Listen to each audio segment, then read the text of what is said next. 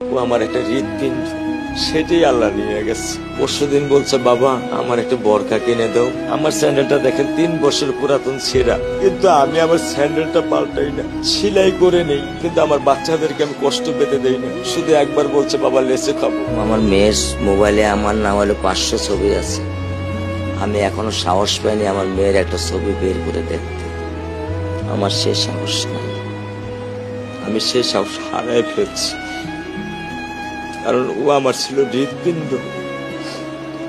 ওর জীবনে এমন কোনো চাওয়া নাই যেটা আমি পূরণ করি নাই। পরশুদিন বলছে, বাবা আমার একটা বরখা কিনে দাও। আমার চাচতো ভাই বললো, ভাই ইসলামপুর থেকে 300-400 টাকা পাওয়া যায়। আমি সাথে সাথে মিনি মার্কেট থেকে আমি 1000 টাকা দিয়ে আমার মেয়েকে বরখা এনে দিচ্ছি।